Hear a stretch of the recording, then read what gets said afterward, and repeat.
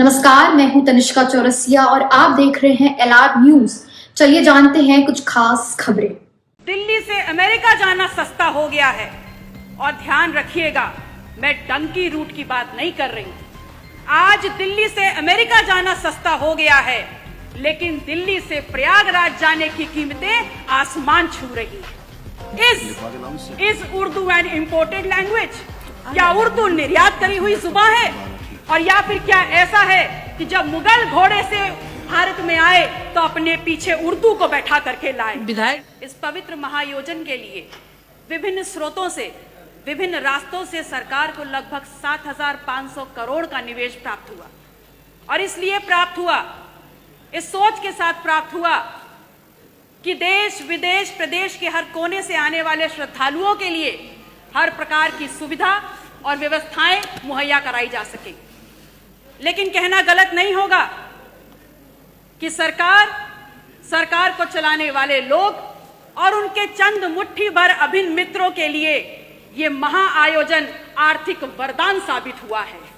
इस कदर साबित हुआ है कि जिसने जितना हो सका, जिस रास्ते से हो सका, उस महायोजन में आने वाले उस आम श्रद्धालु को हर प्रकार से लूटने का काम किया है।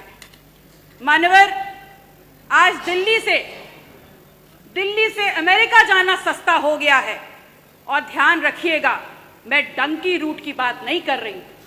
आज दिल्ली से अमेरिका जाना सस्ता हो गया है, लेकिन दिल्ली से प्रयागराज जाने की कीमतें आसमान छू रही है।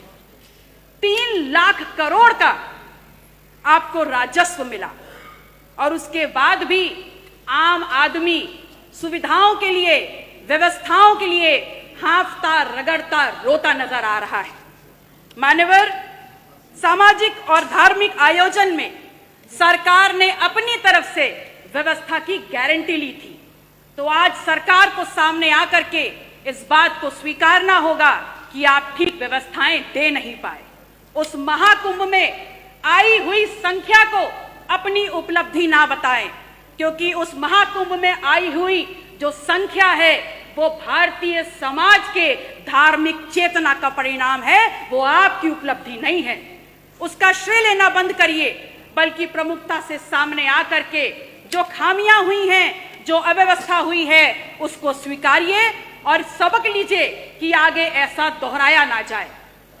मानवर, समता समरसता के तथाकथित संदेश के साथ इस महाकुंभ का आयोजन सरकार ने किया और सरकार इतनी निरंकुश हो गई, सरकार का प्रशासनिक अमला इतना निरंकुश हो गया कि आपने तमाम नियमों को धता बताते हुए वीआईपी कल्चर खेलना शुरू कर दिया और इस कदर उसको आगे बढ़ा दिया कि वहां पर वर्गीय विभेद के कारण अव्यवस्था और वहां पर भगदड़ की भेंट चढ़ गया। आम जन की आस्था, आम जन की भावनाएं के साथ जो खिलवाड़ हुआ है वो महज निंदनीय मात्र नहीं है, बल्कि एक पाप है। और वो पाप इस कदर है कि किसी भी प्रकार से स्वयं मां गंगा भी उसको नहीं धो पाएंगी। आप कह रहे हैं कि विपक्ष धार्मिक आयोजन महाकुंभ पर राजनीति करता है, तो एक छोटा सा सवाल आपसे पूछ रही हूं कि ये बताइए, 22 जनवरी 2025 को जब संपूर्ण मंत्रिमंडल परिषद की वहां बैठक आपने आयोजन की थी, तो क्या आप मंत्रिमंडल के लोगों को ले जा करके वहां भजन कीर्तन करा रहे थे? वो भी तो एक राजनीतिक बैठक थी ना। तो फिर राजनीति विपक्ष कैसे कर रहा है?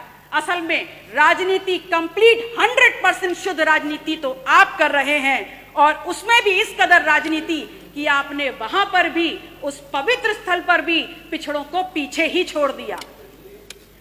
आपका नारा है सबका साथ, सबका विश्वास, सबका विकास। तो अगर बात विकास की है, अगर बात विश्वास की है, तो फिर ये बताइए कहां है विकास, कहां है सबका साथ और कहां है विश्वास?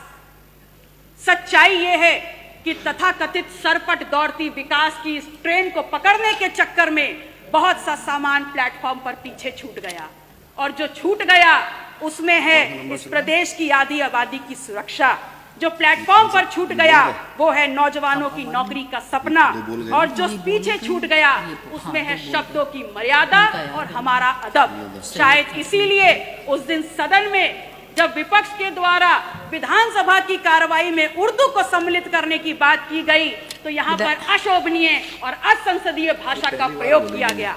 तो एक सवाल सीधे सीधे माननीय अधिष्ठाता महोदय, आपके मार्फत आपका संरक्षण लेते हुए मैं नेता सदन से पूछती हूँ, is Urdu an imported language? क्या उर्दू निर्यात करी हुई जुबान है? और या फिर क्या ऐसा है कि जब मुगल घोड़े से भारत में आए तो अपने पीछे उर्दू को बैठा करके लाए? विधायक जी, 5 मिनट हो गया। धन्यवाद। माननीय अध्यक्ष जी, 1 मिनट और। माननीय अध्यक्ष जी, मैं सिर्फ इतना कहना चाहती हूँ कि महामहिम राज्यपाल ने हालांकि थोड़ा ही भाषण पढ़ा, पर मैंने देखा हर छोर पर भारत प्रथम स्तर पर है। बड़ी प्रसन्नता हुई और अगले ही पल ये भी समझ में आ गया कि माननीय राज्यपाल महोदय की क्या गलती है, वो तो बहुत दूर से आई हैं। असल में उनको जो झूठा सच्चा लिख के दे दिया गया उन्होंने पढ़ने का काम किया। अगर सच्चाई समझना चाहते हैं तो समझ लीजिए कि NCW के 2024 के आंकड़ों में उत्तर प्रदेश यदि फर्स्ट है तो महिला के ऊपर और अपराधों में फर्स्ट है। अगर फर्स्ट है तो बाल यौन शोषण के मामलों में फर्स्ट है। कल प्रदेश के मुखिया जब सदन में बात कर रहे थे तो कुंभ में हुई दुर्घटना पर षड्यंत्र की उन्होंने एक तरफ इशारा किया। उन्होंने बताया कि खिलाफ साजिश हो रही है उनकी सरकार के और उनके खिलाफ। तो ये सवाल सिर्फ उनका नहीं है, पूरे विधायक जी धन्यवाद। मैम 30 सेकंड खत्म हो रहा है। लास्ट माथे पर कलंक लगा है। यह सिर्फ सरकार को बदनाम करने का शिकंजा नहीं है, अपितु ये समूचे उत्तर प्रदेश, पूरे सदन, चाहे पक्ष के लोग हो चाहे विपक्ष के लोग हो, ये पूरे उत्तर प्रदेश की गरिमा पर प्रहार है। कुंभ ना सरकार का आयोजन है ना भारतीय जनता पार्टी का आयोजन। ये कुंभ भारत की सांस्कृतिक विरासत है, भारतीय समाज के विभिन्न आध्यात्मिक विचारों का आयोजन है और उत्तर प्रदेश सदैव इस आयोजन की आने वाले श्रद्धालुओं की मेजबानी करता रहा है।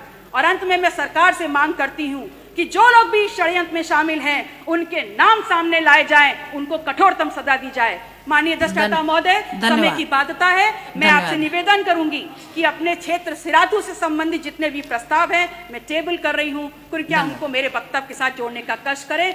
नमो बुद्धाय, जय संविधान। आज के लिए इतना ही। बाकी की तमाम खबरें जानने के लिए बने रहें एलआर न्यूज के साथ।